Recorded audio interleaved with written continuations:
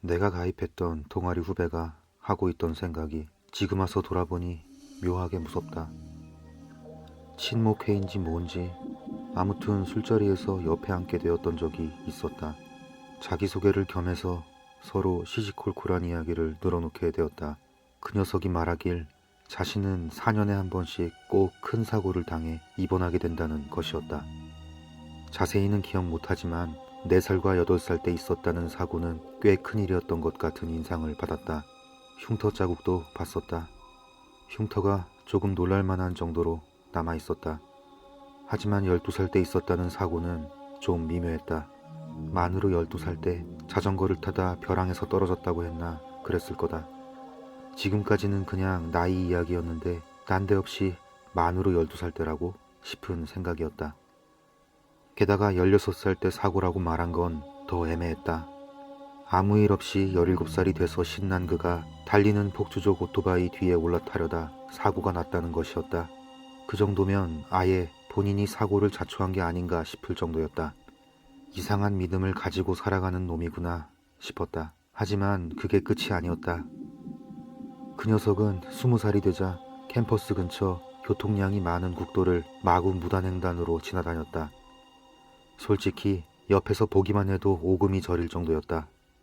횡단보도 따위 없는 대로 한복판을 차가 지나다니는데도 아무 신경 쓰지 않고 마구 달려나가는 것이다.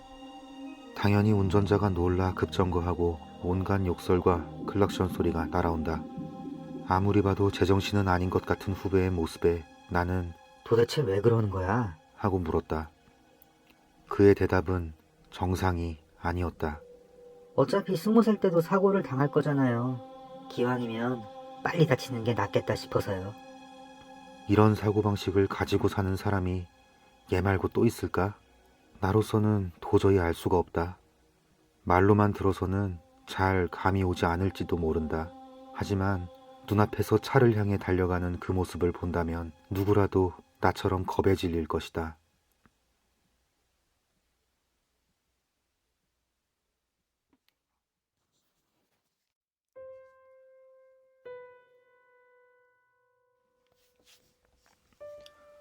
할아버지 댁에는 개가 있었다.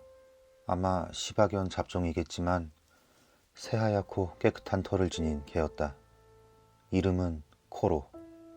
코로는 동네 들개들의 큰형님 같은 존재라 코로가 돌아다닐 때면 뒤에 5에서 9마리, 많으면 10댓마리씩 개들이 따라다니곤 했다. 그 정도로 대단한 개였다. 그런 큰형님 개가 왜 할아버지 댁에 있었냐? 그것은 또 괴상한 이야기로 이어진다. 우리 할아버지는 선생님으로 일하셨었다. 어느 날 평소처럼 출근하러 역에 갔는데 코로가 있더란다. 부하들 없이 딱 코로 혼자서만. 할아버지는 별 생각 없이 코로에게 말을 걸었다고 한다. 코로 무슨 일이냐? 이 동네는 네 영역이잖아. 부하들은 어디 갔어? 코로는 할아버지를 가만히 바라보면서 낑낑대며 아양을 부리더라는 것이다. 뭔가 이상하다 싶으면서도 전철이 도착했기에 할아버지는 그대로 출근했다. 일을 마치고 다시 그 역에 도착했는데 아직도 코로가 거기 있었다. 할아버지는 왠지 모르게 다시 코로에게 말을 걸었다. 코로야, 너 우리 딸 만나고 싶은 거야? 왠지 모르게 우리 엄마랑 코로를 만나게 해줘야겠다는 생각이 강하게 들더란다. 그래서 코로를 집에 데려가 당시 고등학생이던 엄마에게 보여줬다고 한다. 코로는 엄마를 만나자 달려들어 어리광을 부리기 시작했다.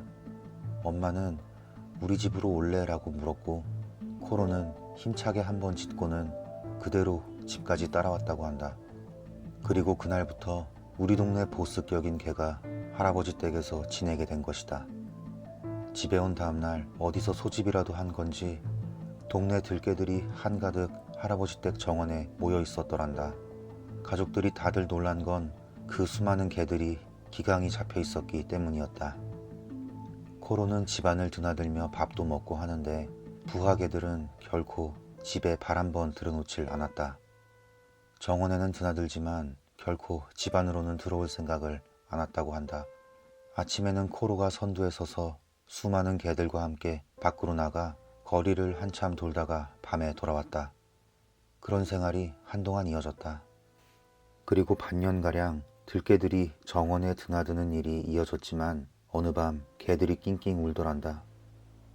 밤새도록 개들이 낑낑대며 울어서 시끄러워 잠을 못 잤다고 한다. 그리고 그 다음날부터 코로 곁에 붙어 다니던 부하들이 모두 사라졌다. 아마 보스 자리를 물려줬던가 빼앗겼던가 했던 모양이다. 왜냐하면 그 다음날부터 넘버 2였던 강아지가 부하들을 이끌고 돌아다녔으니까. 그리하여 코로는 할아버지 댁에 완전히 자리 잡게 된 것이다. 할아버지는 코로에게 주려고 개목걸이를 샀다고 한다. 그리고 싫어하는 코로에게 억지로 채워줬다. 하지만 분명 낮에는 목걸이를 차고 이리저리 돌아다녔는데 밤만 되면 목걸이가 벗겨져 있었다. 처음에는 우연히 벗겨진 것이라 생각했지만 아무리 목걸이를 채워줘도 밤만 되면 벗겨지더라는 것이다. 결국 할아버지도 고집을 꺾을 수밖에 없었다. 지금까지는 이런 거 없이 지내왔을 테니까 불편했겠지. 내가 미안하다. 코로는 할아버지의 말을 듣고는 멍멍하고 두 번 짖더란다. 그 다음날 코로는 어디선가 목걸이를 가져와 엄마 앞에 내려놓았다고 한다. 왠지 모르게 코로가 채워줬으면 하는 것 같아 엄마가 목걸이를 코로에게 채워주자 계속 그 목걸이는 차고 다녔다. 엄마가 나를 낳고 나서 코로는 내 좋은 놀이상대가 되어주었다. 천방지축 꼬마인 내가 난폭하게 굴어도 코로는 결코 화내지 않았다. 하지만 그 목걸이만은 달랐다. 내가 목걸이에만 손을 대려 하자 화를 내곤 했다. 다른 곳은 아무리 만져도 가만히 있는데 목걸이에는 손도 못 대게 하는 것이다. 이상한 개였다. 그리고 내가 초등학교 2학년이 되던 해 코로도 너무 늙어 움직이질 못하게 되었다. 그 무렵 이미 20년 이상 살았을 거라고 할아버지는 말하셨다. 코로가 위독해질 무렵 가족들이 모두 모여 작별 인사를 하게 되었다. 모두 울면서 코로의 머리를 쓰다듬어 주고 작별 인사를 전했다. 한 사람씩 머리를 쓰다듬어 줄 때마다 움직이기도 힘든 코로가 머리를 들어 쓰다듬어 주는 사람을 바라보았다.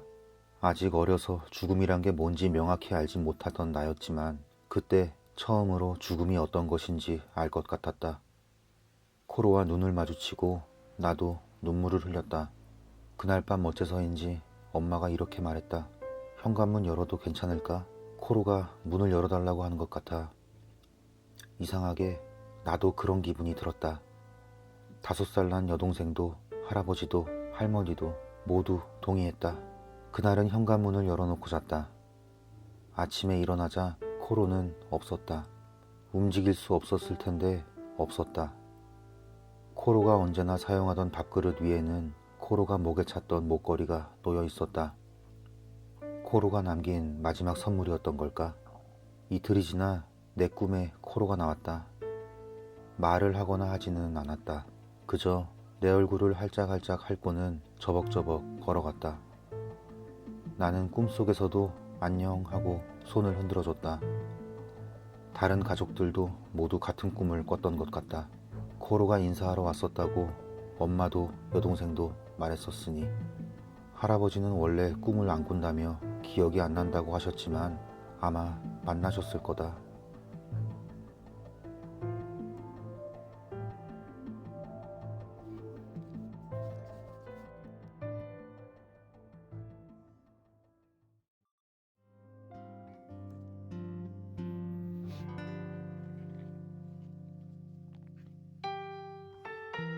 (10년) 전 봄이었던 것 같습니다. 사업을 하다 어려워져서 점점 작은 집으로 이사를 다니던 시절 결국 남은 돈 다 털어서 어머니만큼은 편히 모시라는 마음으로 작고 오래되었지만 아파트로 이사했습니다. 지은 지 20년도 훌쩍 넘어가는 오래된 아파트였습니다. 어찌되었건 저는 못난 자식으로 어머니께 죄송스러웠습니다. 자력으로 일어섰지만 내리막 타는 것은 한순간이더군요. 사업이라는 끈을 놓고 다시 시작한다는 마음으로 지인을 통해 대구에 직장을 잡게 되었습니다. 그래서 더욱 어머니께 죄송했지요. 곁에서 모시지 못한다는 마음에. 이사를 하던 날 전 주인이 남기고 간 몇몇 물건들을 치우고 도배도 다시 하고 새롭게 꾸미니 칙칙한 건물과는 달리 집은 산뜻해 보였습니다. 실내 구조가 방과 방 사이에 욕실이 있었는데 욕실에는 창문이 없었습니다. 욕실 벽이 타일로 되어 있는데 여기 욕실은 벽, 천장 모두가 캡슐처럼 플라스틱으로 되었습니다. 환풍기도 창문도 없는 독특한 구조였지만 옛날 건물이라 그런가 보다 하면서 대수롭지 않게 넘어갔습니다. 걱정하시는 어머니를 위로하며 저는 대구로 내려갔습니다. 2주 후 저는 어머니를 뵈러 갔는데 어머니께서 안색이 안 좋아 보였습니다. 어디 아프신 분처럼. 어디 편찮으시냐며 물어도 아프신 곳은 없다 하시는데 저희 집에는 요크셔 테리어 4마리와 시추 1마리를 키웠습니다. 홀로 계신 어머니는 그 강아지들을 정말로 사랑으로 돌보셨습니다. 그런데 이사하고 제가 대구로 내려간 그날 밤부터 개들이 짖기 시작했답니다. 어머니께서 한참을 주무시고 계시면 개들이 짖는 통에 자주 밤잠을 설치셨다는 겁니다. 방에서 거실로, 거실에서 방으로 계속 돌아다니면서 짖기를 30-40분 정도, 그것도 매일 반복적으로 그 시간만 되면요. 어머니께서는 이웃 주민들에게 행여 누가 될까 싶어 달래도 보고 혼내도 보고 했었답니다. 매일 새벽 1-2시 정도 되면 그 일이 반복되니 어머니께서는 많은 스트레스였겠죠. 사람을 정말 잘 따르고 순한 애들인데 말입니다. 이유를 모르는 거죠. 왜 그 시간만 되면 개들이 짖는지를. 제가 어머니 댁에 돌아온 그날 밤 한참을 자는데 어머니가 저를 깨우셨습니다. 저는 순간 또 개들이 짖나? 라는 생각에 눈을 뜨는데 어머니께서 하시는 말씀이 욕실에서 무슨 소리 못 들었냐고 하시는 겁니다. 저는 아무 소리 못 들었다며 열린 방문 사이로 시선이 갔는데 개들 눈이 파랗게 불이 켜져서 욕실을 바라보며 으르렁거리고 있는 겁니다. 욕실 문을 열고 확인을 해봤지만 아무 이상이 없었습니다. 어머니께 무슨 소리였냐고 여쭤보니 욕실 쪽에서 천장을 부수는 듯 꽝꽝꽝 3번 소리가 났다고 합니다. 잠기가 밝은 저는 듣지를 못했는데 말입니다. 놀란 어머니와 개들을 진정시키고 다시 잠자리에 들었습니다. 왠지 찜찜한 기분은 저버릴 수 없었으나 피곤해서 그런지 잠이 들었지요. 다음날 어머니와 마트에 장을 보러 갔습니다. 장을 보고 집으로 와서 현관문을 여는 순간 어머니와 저는 놀라지 않을 수 없었습니다. 개들이 욕실에서 온갖 난동을 피운 것입니다. 욕실에서 얼마나 날뛰었던지 욕실에 있었던 물건들은 죄다 넘어지고 성한 것이 없었습니다. 새끼 때부터 지금까지 키우면서 이런 적은 한 번도 없었는데 말입니다. 그리고 그날 밤 무슨 일이 생길 것 같아 늦게까지 자지 않고 있었습니다. 한참 게임을 하면서 기다리고 있었는데 거실에서 개들이 으르렁거리는 소리가 들렸습니다. 순간 이상한 느낌이 들었고 이윽고 꽝꽝꽝 어제 어머니께서 들었던 소리가 났습니다. 어찌나 큰 소리인지 깜짝 놀라 넘어질 뻔했습니다. 저는 방문을 열고 불 꺼진 거실로 나가니 개들이 거실에서 욕실을 쳐다보고 있었습니다. 어머니도 주무시다 방에서 나오시며 하시는 말씀이 "너도 그 소리 들었지?" 하시는 겁니다. 저는 욕실 불을 켜고 문을 열어봤습니다. 하지만 아무것도 발견할 수 없었습니다. 그래도 어머니께선 무서워서 못 살겠다고 하셨고 그날은 거실에서 어머니와 함께 선잠으로 보냈습니다. 이상한 소리의 정체를 알아내지 못해서 찜찜했지만 회사 때문에 다시 대구에 내려가야 했습니다.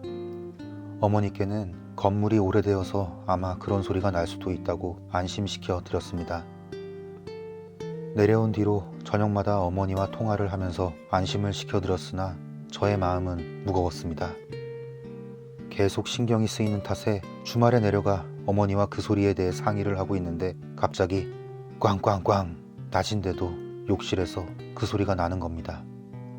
저와 어머니는 얼어붙었고 개들은 요란하게 짖어대고 패닉 상태였습니다. 더 이상은 참을 수 없었습니다.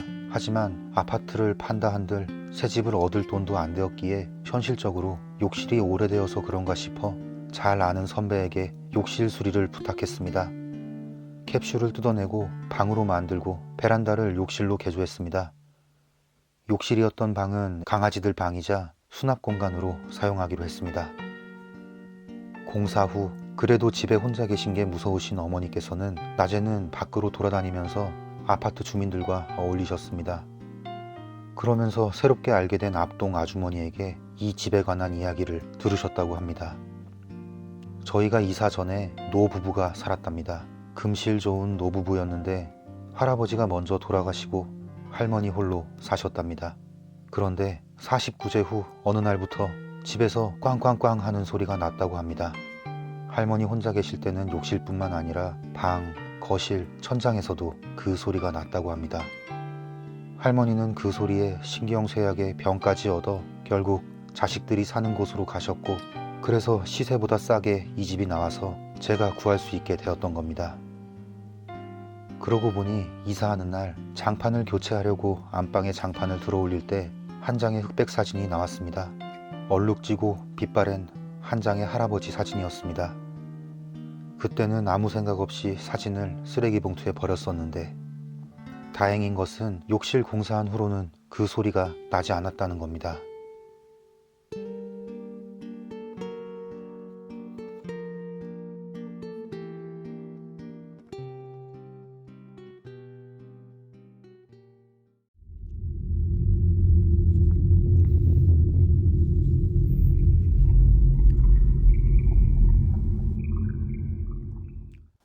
막내딸도 초등학교 고학년이 되었겠다.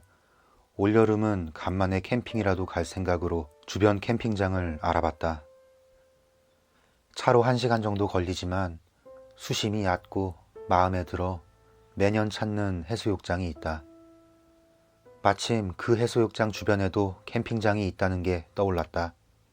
같은 해안가에 위치해 있지만 해수욕장까지는 1km 정도 떨어져 있다. 20여 년 전 그 캠핑장이 생기기 전에 거기서 캠핑을 한 적이 있다.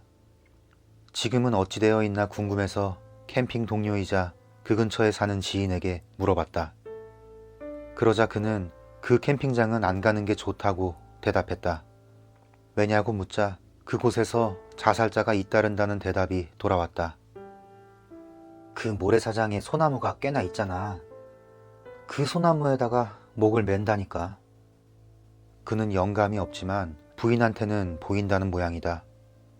그리고 그 부인 말로는 캠핑장 주변은 공기가 착 가라앉아 무척 위험한 분위기라는 것이다. 거기에 더해 지인은 주변 청년 이야기를 했다. 그 청년도 거기서 목을 매달았는데 종종 그 귀신이 공중에서 떠돌아다니는 걸 아내가 본다는 것이었다. 우리 와이프 말로는 딱 2층 정도 높이에서 돌아다닌다고 하더라고. 2층? 집 말이야? 귀신은 딱 2층 창문 근처에 얼굴을 대고 떠돌면서 주변 집안을 들여다본다는 것이었다. 이건 우리 와이프 의견이지만 그 높이는 딱 목을 맨 위치가 아닐까? 목을 매달아 죽었지만 거기서 내려오지는 못하는 거야. 하도 자살자가 많아서 사람이 목을 맨 소나무는 베어버렸다고 지인은 말했다. 초여름 나는 가족과 함께 해수욕장을 찾았다. 날씨가 영 좋질 않아 비가 부슬부슬 내리기 시작해서 해수욕은 그만두고 그 캠핑장을 찾아가 보기로 했다. 차를 탄 채 캠핑장에 들어서니 오른편에는 해변이, 왼편에는 주차장과 텐트 사이트, 세면장 등이 줄지어 있었다. 그 길은 차를 타고도 갈 수 있었기에 서행하며 배인 소나무를 찾아봤다. 자살자에 관한 소문은 다들 모르는지 캠핑뿐 아니라 조개잡이 하러 온 듯한 가족들도 보였고 적당히 손님은 있는 듯 했다. 우리 가족은 죄다 영감이 있는 편이지만 지인에게 들은 이야기가 없었더라면 그리 기분 나쁜 장소라고 여기지도 않았을 것 같은 느낌이었다. 천천히 차를 달리며 찾고 있노라니 베어서 쓰러져 있는 소나무가 보였다. 대개 나무를 베면 밑둥부터 자를 텐데 이상하게 그 나무는 1m 정도 높이에서 잘려 있었다. 그 나름대로 세월을 거쳐왔을 꽤 굵은 소나무였다. 저건가 하면서 계속 나아가는데 또 똑같이 1m 정도 높이에서 잘려나간 소나무가 있었다. 200m 정도 간격으로 그런 나무들이 계속 보였다. 어느 나무던 비바람에 노출되어 있던 탓인지 1m 정도 높이에서도 묘하게 위아래 차이가 있었다. 각각 조금씩 다른 방향을 향한 채 1m 정도로 잘린 소나무가 쭉 늘어서 있는 모습은 왠지 모르게 기분 나빴다. 차에서 내리고 싶진 않아서 그대로 집으로 돌아왔다. 너무 많아서 뭐가 목을 맨 나무인지 모르겠네 라고 말하면서 나중에 그 캠핑장 이야기를 해줬던 지인을 만났을 때 그때 이야기를 꺼냈다. 그때 갔을 때 베어낸 소나무가 하도 많아서 뭐가 사람 죽은 소나무인지 알 수가 없더라고. 아, 그랬어? 그는 쓴웃음을 짓고는 이렇게 말했다.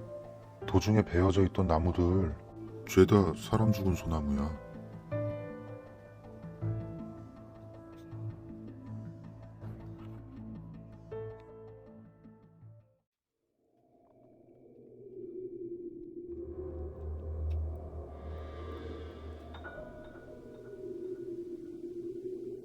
전에 일하던 곳에서 알고 지내던 동료가 나를 만나겠다고 우리 회사를 들렀다. 서로 기혼자지만 우리는 서로 죽이 잘 맞아 자주 놀러 다니곤 했다. 간만에 만나 반가운 마음에 근처 카페에 가게 되었다. 나는 물었다. 요새 좀 어때? 나쁜 짓 하고 다니는 건 아니지? 그러자 그는 웃으면서 이런 이야기를 해줬다. 1년 정도 전부터 10살이나 어린 애인이 생겼다는 것이었다. 작년 크리스마스 때는 22일부터 25일까지 애인한테 사준 맨션에서 함께 지냈다나 당연히 집에서는 온갖 불평과 의심이 쏟아졌고 하지만 초등학생 딸한테 미안해 크리스마스 날 저녁 7시쯤 집에 돌아가기로 했다고 한다. 애인은 가지 말라며 울부짖으면서 매달렸다고 한다. 결국 마지막에는 크게 싸우고 애인을 뿌리치고 집에서 나왔다고 한다. 맨션은 11층, 엘리베이터를 탔단다. 그는 너털 웃음을 지으며 말을 이었다. 맨션 입구로 나오니까 말이야. 그 녀석이 나보다 먼저 내려와 있더라고. 그날 이후 그와는 더 이상 만나지 않는다.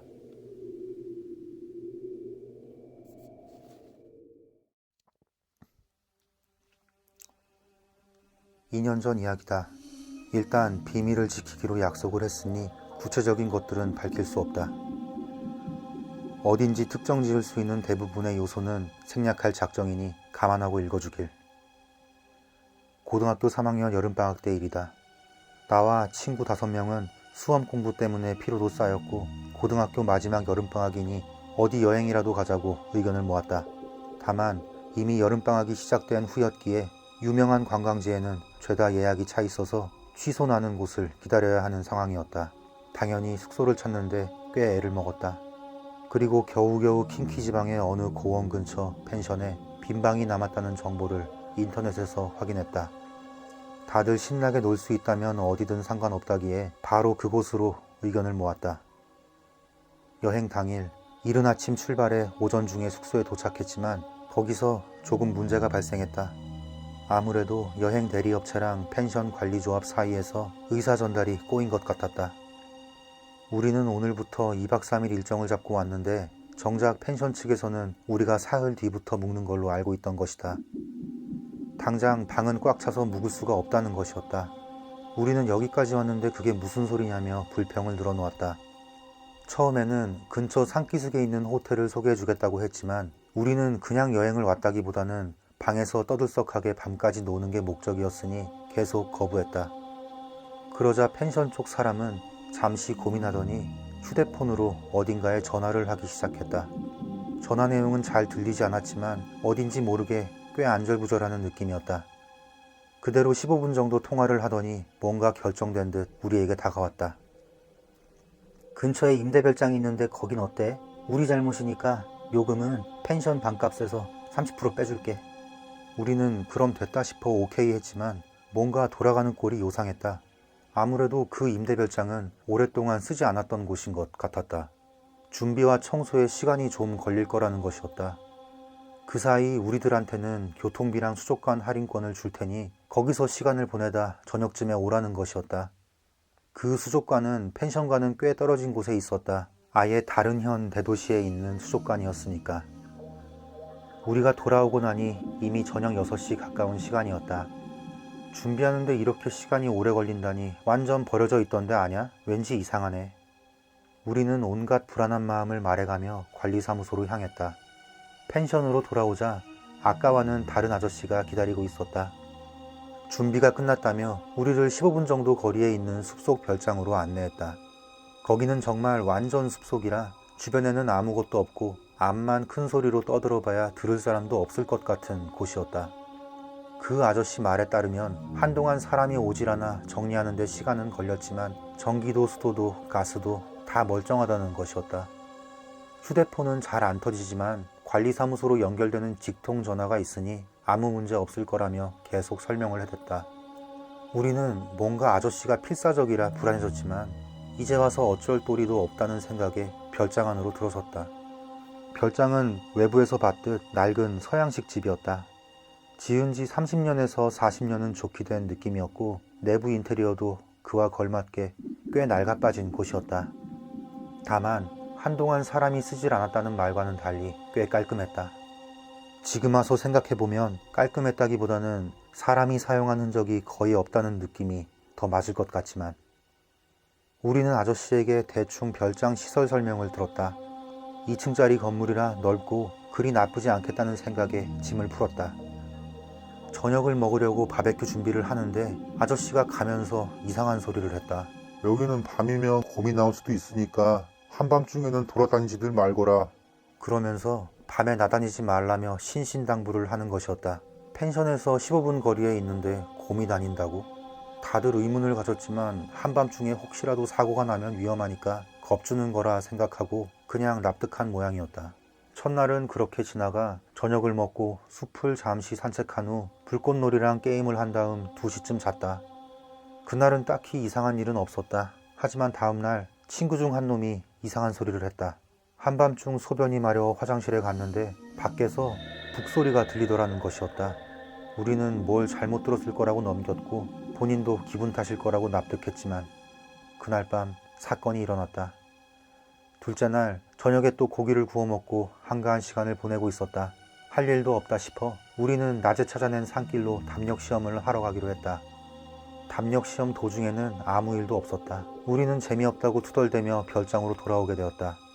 그런데 별장 입구에 20대 후반쯤 되는 남자가 서서 문 손잡이를 잡고 있었다. 시간은 밤 10시쯤. 이런 시간에 관리인 아저씨가 올 일도 없을 텐데 빈집털이라도 온 걸까? 우리가 다가갔지만 그 남자는 계속 문 손잡이만 잡고 서 있을 뿐 돌아보지도 않는다. 발소리나 목소리도 들리니 도둑이나 이상한 사람이면 도망칠 터였다. 하지만 그 남자는 10m 정도 거리까지 접근했는데도 가만히 서 있기만 했다.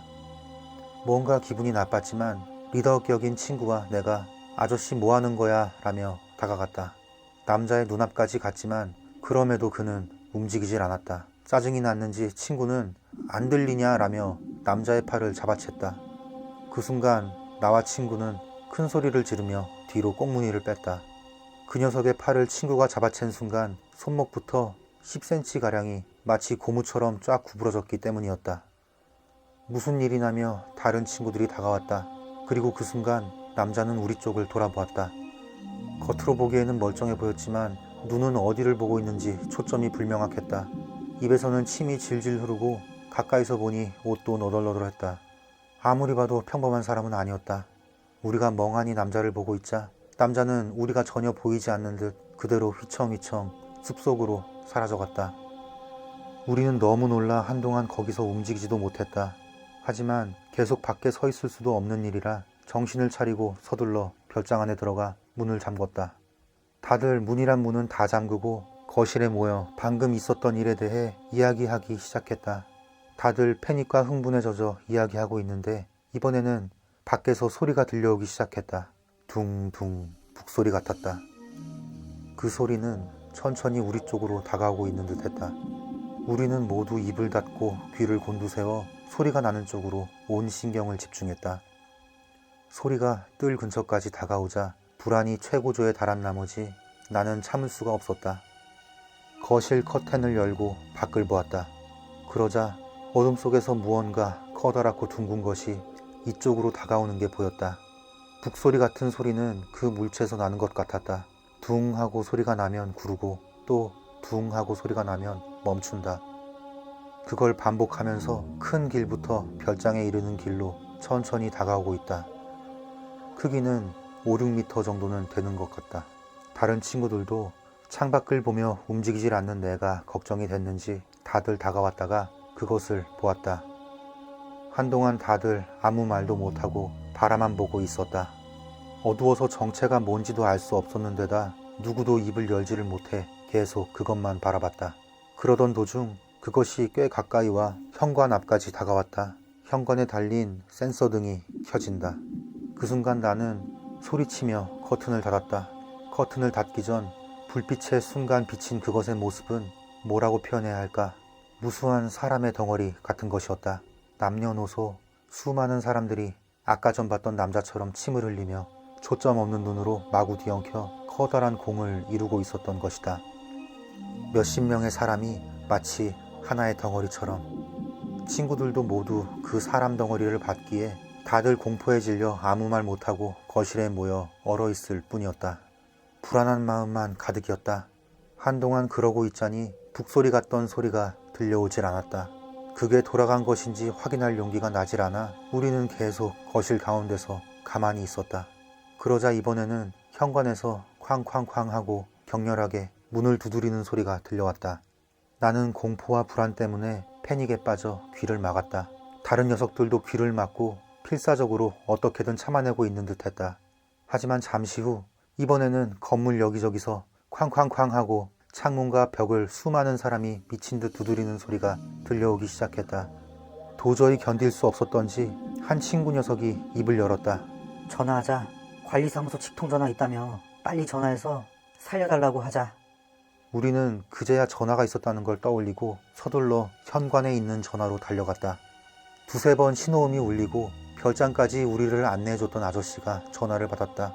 아저씨에게 필사적으로 사정을 말하자 아저씨는 혼잣말처럼 중얼거렸다. 아직도 나오다니. 그리고는 말했다. 설명은 나중에 해줄 테니까 거실에 불단 있지? 거기에 부적이랑 셀로판 테이프 있어. 그 부적 현관문에 붙이고 기다려. 우리는 무슨 소리인지 이해가 안 갔지만 딱히 방법도 없고 해서 거실로 돌아와 불단을 찾기로 했다. 불단은 방구석 천장 근처에 있었다. 의자를 써서 안을 들여다보니 정말 종이랑 테이프가 있었다. 우리는 그걸 가지고 서둘러 현관과 거실 입구, 창문에 부적을 붙였다. 창문에 부적을 붙일 때 최대한 밖을 보지 않으려 애썼지만 한순간 밖으로 시선이 가버렸다. 밖에는 창백한 팔 여러 개가 창문을 두드리고 있었다. 팔 너머에는 아무리 봐도 팔에 위치하는 맞지 않는 부자연스러운 위치에 사람의 얼굴이 보였다. 그 얼굴 역시 초점이 맞지 않는 눈으로 침을 질질 흘리고 있었다. 나는 밖에 있는 그것이 어떤 상태인지 무서워서 생각조차 할 수 없었다. 몇 시간 정도 지났을까? 밖에서 해가 밝아올 무렵에야 벽과 문, 창문을 두드리는 소리가 사라졌다. 그런데도 아직 그게 돌아올지 모른다는 생각에 움직이지도 못하고 가만히 있었다. 한참을 그렇게 있는데 멀리서 차가 오는 소리가 들려왔다. 차는 뜰에서 멈췄고 여러 사람 발소리가 들려왔다. 곧이어 초인종 소리가 울리고 이봐 괜찮아 하는 사람 목소리까지 들렸다. 우리는 살았다 하고 서둘러 밖으로 나갔다. 처음 펜션에서 만났던 아저씨와 안내해준 아저씨 그리고 다른 아저씨가 3명 더 있었다. 다들 미안해하는 태도였다. 사정은 설명해 줄 테니 어서 짐들 싸자. 쓰레기 같은 건 내버려둬. 우리는 짐을 챙겨서 별장에서 빠져나왔다. 차를 타고 우리는 신사로 갔다. 함께 왔던 3사람은 그 신사 관계자인 듯했다. 우리는 마음이 놓이고 긴장이 풀렸다. 살아남았다는 기분도 강했지만 그 이상으로 분노도 치솟았다. 왜 저런 데다가 사람을 묻게 하는 건데요? 그러자 신사의 신주 같은 사람이 이런 이야기를 해줬다. 그곳은 쇼와 40년대까지는 평범한 숲이었다고 한다. 개발이 시작되면서 40년대 말부터 사람들이 들어오길 시작했다는 것이다. 개발은 순조로이 진행됐지만 그 별장을 지은 쇼와 50년대 전반 무렵부터 이상한 일이 일어나기 시작했다고 한다. 별장이 원인인지 개발 그 자체가 원인인지 지금도 모르지만 그 북소리와 사람 덩어리가 그 무렵부터 출몰하기 시작했다는 것이다. 원래 별장 주인과 그 다음 별장을 산 사람은 거기서 묵던 도중 실종되었다고 한다. 그 탓에 매각되어 지금처럼 관리조합 소유의 임대별장이 되었던 것이다. 그 후에도 몇 번이고 그 사람 덩어리는 나타났고 딱히 피해자는 없었지만 목격한 사람들에게 엄청난 불만이 이어졌기에 신사에서 10여 년 전 액마기를 했었다는 것이다. 액마기 후에는 별장은 방치해뒀지만 청소나 정비 때문에 별장에 들렀던 사람들에게는 그것이 나타나지 않았기에 슬슬 괜찮지 않겠나 싶어 우리한테 빌려줬다고 한다. 그리고 그 결과가 어젯밤 나타났고 우리는 완전히 피해자 입장이었으니 불만을 계속 늘어놨다. 펜션 관리인은 교통비랑 식비를 모두 지불하고 별장 이용료도 면제해주겠다고 했다. 다음에 이쪽으로 여행 오면 반값도 할인해줄게. 정말 미안하지만 이번 일은 없었던 걸로 해주면 안 되겠냐? 우리는 뭔가 불합리하다는 생각도 들었지만 경찰에 신고해봐야 믿어주지도 않을 거라는 생각에 마지못해 받아들이기로 했다. 직접 겪은 사건은 이게 다다. 작년에 할인해준다는 말이 떠올라 다시 그 지역으로 여행을 갈까 싶어 전화를 했었는데 그 별장은 해체되어서 지금은 빈 땅만 남아있다고 한다.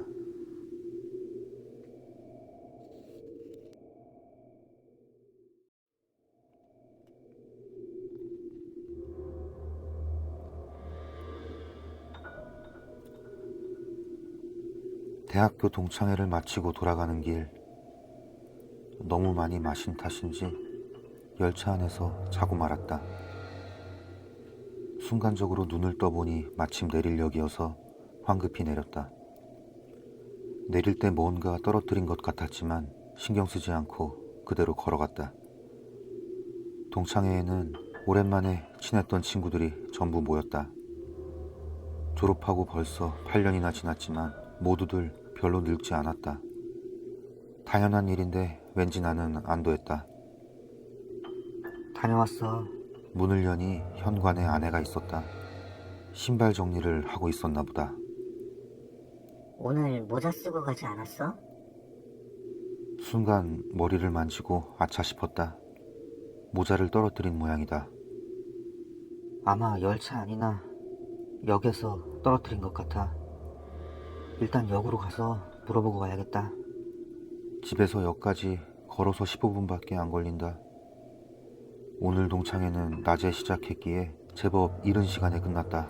시계를 보니 마침 10시였다. 나는 얼른 집을 나왔다. 아내가 어제 왠지 어울릴 것 같다는 이유로 깜짝 선물을 한 검은 모자였다. 오늘 동창회를 간다고 쓰고 나갔는데 떨어뜨리고 말았다. 어서 찾아야 한다. 역으로 가는 다리가 자연스레 빨라지고 이마에서 식은땀이 멈추지 않았다. 못 찾게 되면 당분간 아내가 대화도 안 해줄지도 모른다. 역에 도착해서 역장실로 갔다. 역장실 카운터 위에 내 모자가 놓여 있었다. 다행이다 싶었다. 무슨 일이시죠? 모자로 머릿속이 꽉 차서 카운터 근처에 있던 역무원을 보지 못했다. 갑자기 말을 걸어와서 나는 나도 모르게 움찔했다. 아, 죄송합니다. 그 모자 제 거예요. 집에 갔다가 잃어버린 걸 깨달아서 찾으러 왔어요. 나는 얼른 대답했다. 자세히 보니 20대 정도 돼 보이는 젊은 역무원이었다. 아까 친구분이 가지고 와주셨더군요. 친구요? 예, 오늘 대학 동창회였죠? 8년 만에 모두 만나서 즐거웠다고 하더군요. 같이 돌아온 친구가 모자를 떨어뜨렸다고 맡아달라고 분명히 금방 가지러 온다고 말하고 갔어요. 아, 예. 나는 맥이 빠진 대답밖에 할 수 없었다. 그거 부인께서 선물 주셨다고 하더군요.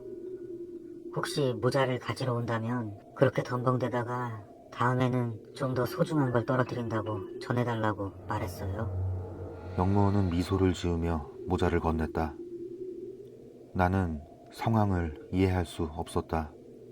동창회 멤버는 현지에서 해산했고 내 귀가 방향으로 같이 가는 멤버는 한 명도 없었다. 물론 열차에 탔던 것도 나 혼자뿐이었다. 게다가 그 모자가 아내가 준 선물이라고는 아무한테도 말한 적 없었다. 그랬었군요. 그 친구가 주워줬구나. 패를 끼쳤습니다. 감사합니다. 이상하게 여기면서도 어서 돌아가고 싶었던 나는 젊은 역무원에게 미안하다고 말하면서도 적당히 맞장구를 치면서 돌아갔다. 무슨 일로 오셨어요? 젊은 역무원에게 감사를 표하고 돌아가려고 할 때 뒤에서 누가 말을 걸었다. 돌아보니 배가 조금 나온 중년 영무원이었다. 기다리게 해서 죄송합니다. 잠시 화장실을 갔다 와서. 중년 영무원이 미안하다는 듯이 말했다. 아니요.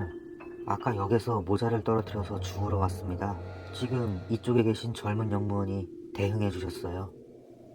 그렇게 말하고 떠나려는 내게 중년 영무원은 조금 곤혹스러운 얼굴을 했다. 젊은 영무원이요? 지금 이 역에 있는 영무원은 저밖에 없는데. 영무원이 한 말을 이해하기까지 5초 정도 시간이 걸렸다. 천천히 역장실을 보니 카운터에는 아무도 없었다. 물론 역장실 안에도. 그 모자는 선생님 건가요? 어느샌가 카운터에 놓여 있었어요. 찾아서 다행이네요. 중년 영무원은 아까 대화는 못 들었는지 그대로 역장실로 들어갔다. 나는 갑자기 무서워져서 모자를 가지고 가는 게 싫어졌다. 죄송합니다. 자세히 보니까 제가 떨어뜨린 거랑 다른 모자 같아요. 나는 아내에게 뭐라 변명을 할까 고민하면서 모자를 두고 돌아가기로 했다. 중년 영무원은 이상하다는 듯이 바라보며 모자를 받았다. 역을 나오려던 순간 또 무언가 떨어뜨린 것 같았다. 황급히 주위를 둘러보았지만 아무것도 떨어져 있지 않았다. 착각인가 싶어서 다시 걸어가려고 할 때 왜 거짓말해? 질퍽한 숨결과 함께 시커먼 감정이 뒤섞인 목소리가 귓가에서 들렸다.